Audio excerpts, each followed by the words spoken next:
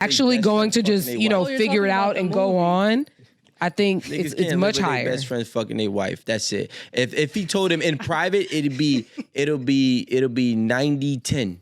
But the fact that he told him in public is 50-50 because you know why? Men do deal with ego and say, you know what? Maybe I can live with this situation. Whatever. It just happened. Proves our point. No, I'm saying 90-10 would go if he told him in confidence. I know that proves our point, meaning the person who actually had the bigger impact was the hating ass friend who embarrassed him in front of everybody on his wedding day.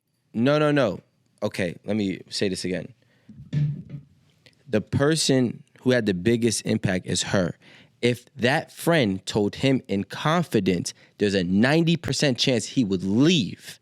The fact that he told him in public is a 50% chance that he'll stay because a man would try to ration his ego versus his situation. You know what? I'm not going to let this situation show me that I'm weak to the public.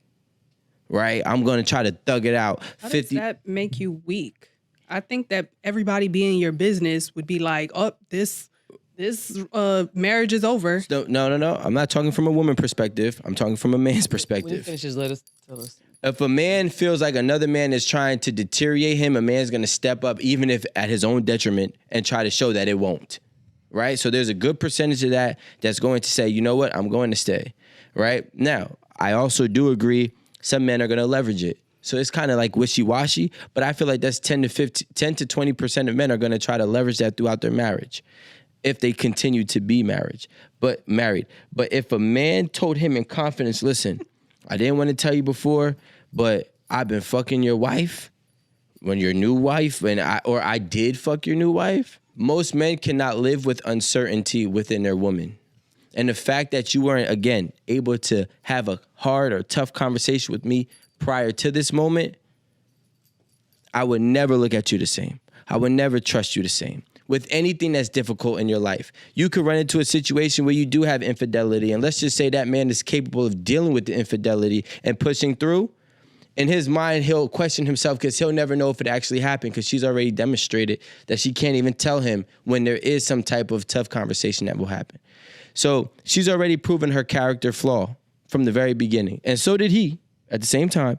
But because he's married to her, he's going to get rid of her or he's going to leave majority of the times. So what's the percentage? What was it, 50? He said it's 90. If he told him in private. If he told him. Okay. 50-50 in public, 90-10 in private.